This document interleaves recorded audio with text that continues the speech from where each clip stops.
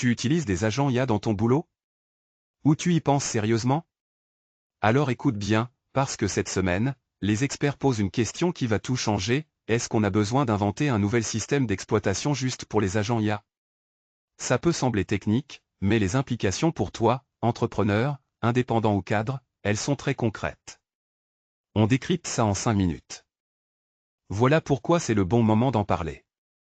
Les agents IA, c'est fini le chatbot qui répond à tes questions. Là, on parle de programmes qui agissent, qui prennent des décisions, qui orchestrent d'autres outils à ta place. Le problème? Windows, macOS, Linux, ces systèmes ont été conçus pour des humains qui cliquent, pas pour des machines qui raisonnent en continu. Et ça commence à craquer. Les agents rament, ils plantent, ils consomment des ressources de façon anarchique. Le fond du sujet, c'est que la plomberie informatique n'est plus adaptée à ce qu'on lui demande. Alors concrètement, qu'est-ce que ça change pour toi? Premier point, si un OS dédié aux agents IA émerge, tes outils vont devenir beaucoup plus fiables. Fini les bugs inexpliqués ou les automatisations qui lâchent au mauvais moment. Deuxième point, les agents pourront tourner en parallèle, gérer plusieurs tâches simultanément, sans se marcher dessus. Tu gagnes en productivité réelle, pas en promesses marketing. Troisième point, et c'est peut-être le plus important, des acteurs comme Microsoft, Google ou des startups spécialisées vont tenter d'imposer leurs standards. Ce que tu choisis aujourd'hui comme plateforme IA, ça conditionne dans quel écosystème tu vas te retrouver enfermé demain. Très bien, mais toi tu fais quoi cette semaine avec ça?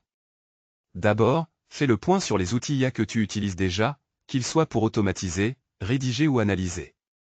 Pose-toi la question, est-ce qu'il repose sur une infrastructure solide, ou est-ce que c'est une start-up sans visibilité à 2 ans? Ensuite, garde un œil sur les annonces de Microsoft Build, Google I/O et les keynotes Apple. C'est là que les prochaines couches IA vont se dessiner. Et enfin, quand tu choisis un outil IA, privilégie ceux qui ont une feuille de route claire et des partenariats solides. L'agilité, c'est bien. Mais sur cette technologie-là, miser sur la durabilité, c'est encore mieux. La prochaine guerre tech ne se joue pas sur les interfaces ou les modèles de langage. Elle se joue en dessous, dans les fondations. Celui qui contrôle l'OS des agents contrôle comment l'IA travaille pour toi. Reste attentif, reste mobile. Tu as essayé un agent IA, ça n'a pas marché, et tu t'es dit que c'était du gadget. Mauvaise conclusion. Le problème ce n'est pas l'outil, c'est comment tu l'as utilisé. Aujourd'hui on parle d'IA agentique, et surtout de pourquoi la contextualiser change tout. Les agents IA sont partout maintenant. Dans ChatGPT, dans Notion, dans les CRM, dans les outils de gestion de projet. Et pourtant, 70% des entreprises qui testent abandonnent après quelques semaines. Pourquoi? Parce qu'elles lancent l'agent sans lui donner les règles du jeu. Un agent sans contexte, c'est comme embaucher quelqu'un sans lui expliquer son poste. Il improvise, il se plante, tu te plains. Voilà ce qui change quand tu contextualises vraiment. Un agent à qui tu as défini son périmètre, ses sources d'infos, ses limites, il devient redoutable. On parle de 2 à 3 heures de travail automatisé par jour, sur des tâches comme le tri des emails, la génération de rapports, les relances clients. Le vrai levier, c'est pas de lui faire confiance aveuglément, c'est de décider ce qu'il sait faire, et ce qu'il doit te renvoyer pour validation. Donc concrètement, cette semaine, fais ça. 1. Identifie une tâche que tu répètes au moins 3 fois par semaine. 2. Avant de lancer un agent dessus, écris les règles, les exceptions, les cas où il doit s'arrêter. 3. Teste sur un périmètre court, une semaine, un type de tâche. Et mesure. Tu seras surpris du résultat. Retiens ça, un agent IA mal contextualisé, c'est un boulet. Bien contextualisé, c'est un collaborateur qui ne prend jamais de vacances. La différence, c'est toi qui l'as fait.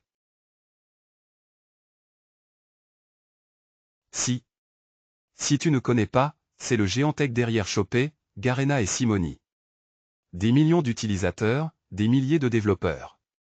Et ils viennent de mettre Codex l'IA de code d'OpenAI au cœur de leur process. Résultat? Leurs équipes codent plus vite, mieux, et avec moins de friction. Dans cette vidéo, je te montre ce que ça change vraiment et comment toi tu peux t'en inspirer dès cette semaine. Pourquoi ça compte maintenant? Parce que si ne fais pas ça pour le fun. C'est une décision stratégique. leurs développeurs passaient une bonne partie de leur temps sur des tâches répétitives, déboguer, réécrire, documenter. Codex prend en charge une grosse partie de ça. Et ce n'est pas anodin, quand une boîte de cette taille adopte un outil, c'est parce que le roi est prouvé. Ce qui était un avantage compétitif il y a un an devient aujourd'hui la norme de l'industrie. Si tu attends encore, tu prends du retard. Concrètement, qu'est-ce qui change dans les équipes? Premier impact, les devs livrent plus vite. Pas 10% plus vite. On parle parfois de 30 à 50% sur certaines tâches. Deuxième impact, les bugs diminuent, parce que l'IA suggère du code plus propre et détecte les incohérences. Troisième impact, et c'est peut-être le plus sous-estimé, la collaboration s'améliore. Quand tout le monde travaille avec le même assistant IA, le code devient plus homogène, plus lisible. L'IA devient un standard commun dans l'équipe. Alors, qu'est-ce que tu fais cette semaine?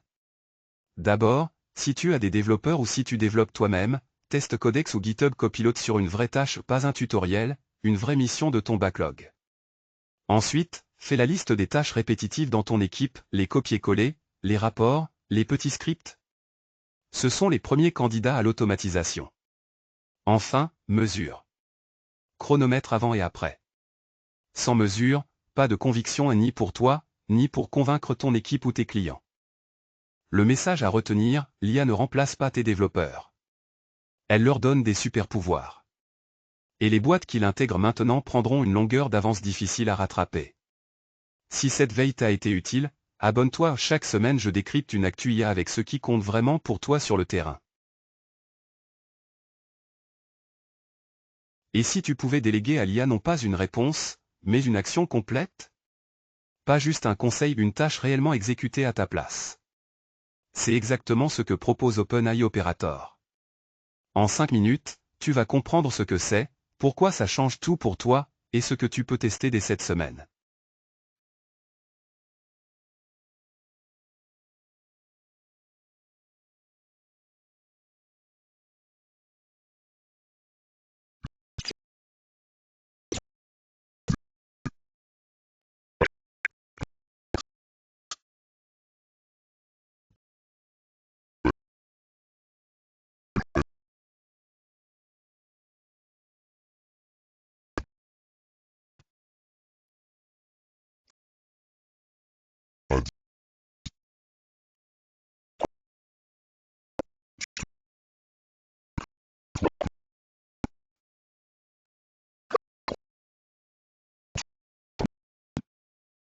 Donc, donne, moins de friction.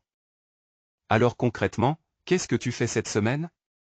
D'abord, prends 5 minutes et liste 3 tâches web que tu refais en boucle, une recherche, un formulaire, une prise de contact. Ensuite, teste Operator sur l'une d'elles, choisis quelque chose à faible risque pour commencer.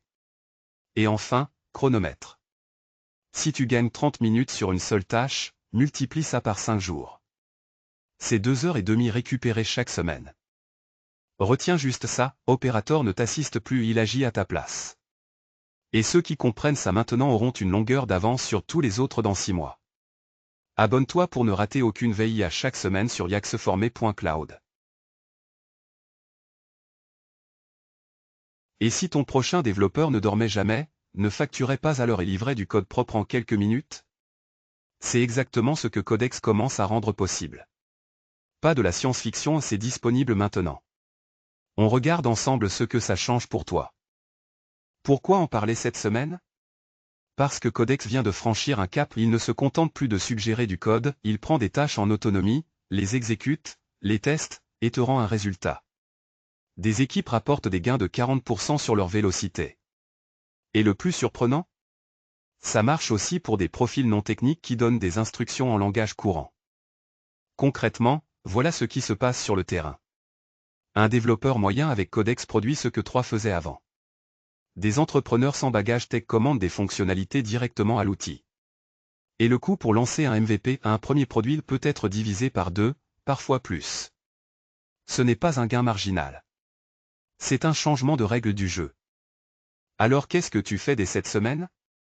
D'abord, liste 3 tâches répétitives dans ton activité qui touchent du code ou de l'automatisation. Ensuite, teste Codex sur la plus simple, même si tu n'es pas développeur, l'interface est pensée pour toi. Et enfin, remets à plat ton budget tech, si les coûts de dev baissent, ou réinvestis-tu? Une seule chose à retenir, Codex ne remplace pas ton équipe. Il la démultiplie. Et ça change tout le calcul économique du digital. À la semaine prochaine sur yaxformer.cloud. Est-ce que tu utilises encore ChatGPT comme un simple moteur de recherche? Alors tu passes à côté de quelque chose de bien plus puissant. OpenAI vient de sortir un guide complet sur les agents ChatGPT pour l'entreprise. Et ce guide, il change la façon dont on doit penser l'IA au travail. Aujourd'hui, je te résume ce qui compte vraiment en 5 minutes. Pourquoi c'est important maintenant? Parce que ChatGPT n'est plus juste un assistant qui répond à tes questions. Il devient un agent, c'est-à-dire qu'il peut prendre des décisions et exécuter des tâches de façon autonome. Sans que tu aies à cliquer sur chaque étape. Et ça, c'est un changement fondamental. Les boîtes qui comprennent ça aujourd'hui vont avoir 6 mois d'avance sur celles qui découvriront ça en fin d'année. Concrètement, qu'est-ce que ça change dans ton quotidien? Imagine, tu as un agent qui gère ta prospection, envoie des relances, et met à jour ton CRM, tout ça en parallèle, pendant que tu fais autre chose. Un agent peut connecter plusieurs outils entre eux, ton agenda, ta boîte mail, tes fichiers. Et surtout, tu ne lui soumets plus juste des textes. Tu lui confies des processus entiers. C'est une différence majeure. Alors qu'est-ce que tu peux faire dès cette semaine? Premièrement, lis le guide officiel OpenAI sur les agents, il est gratuit, accessible à tous, et très bien fait. Deuxièmement, prends 10 minutes pour identifier une tâche que tu répètes chaque semaine et que tu détestes faire.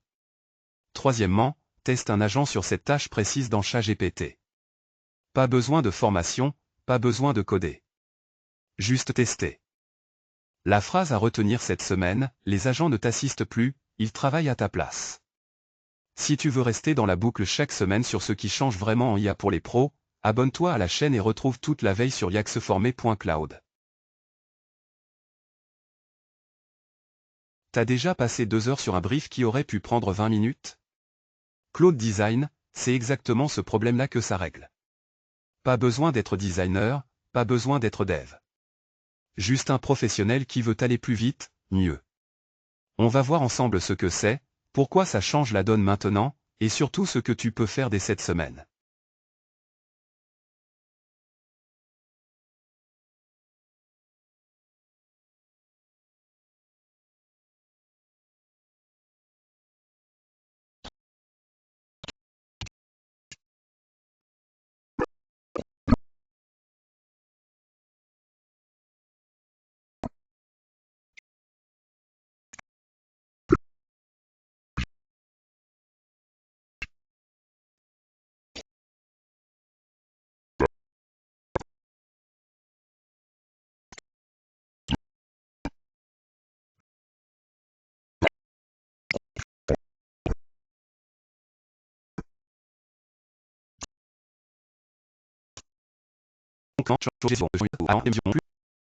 Et là, concrètement, cette semaine, qu'est-ce que tu fais? 1. Tu prends un livrable sur lequel tu travailles en ce moment et tu testes Cloud Design dessus. Un vrai cas, pas un exercice fictif. 2. Tu chronomètres.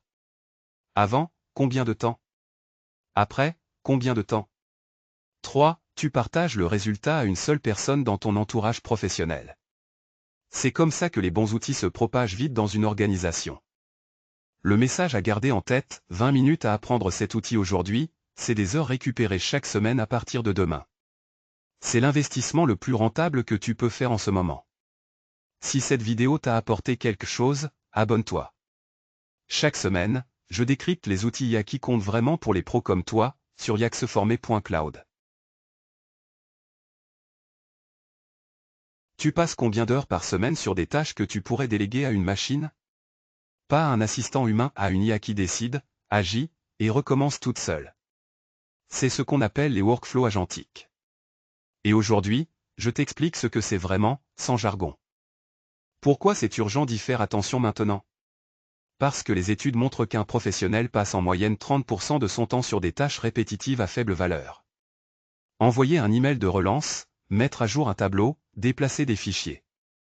L'IA agentique, c'est un agent qui enchaîne toutes ces actions dans l'ordre, sans que tu touches à rien. Et tes concurrents, eux, sont déjà en train de piloter ces outils. Concrètement, qu'est-ce qui change dans ton quotidien? D'abord, finis les processus qui s'arrêtent parce qu'une étape a bloqué. L'agent détecte le problème et s'adapte. Ensuite, si l'agent fait une erreur, il peut se corriger lui-même selon des règles que tu as définies. Et toi, dans tout ça? Tu passes de l'exécutant au superviseur. Tu vérifies les résultats, pas les étapes. C'est un changement de posture énorme. Alors, qu'est-ce que tu fais dès cette semaine? Étape 1, prends une feuille et note une tâche que tu fais chaque lundi matin sans réfléchir. C'est ta cible. Étape 2, ouvre Make UN 8 N 2 outils no-code accessibles gratuitement et reproduis ce flux en 3 étapes maximum. Étape 3, ajoute une condition. Si X arrive, fais Y. C'est la brique de base de l'agentique. Tu n'as pas besoin de coder. Tu as besoin de penser en processus.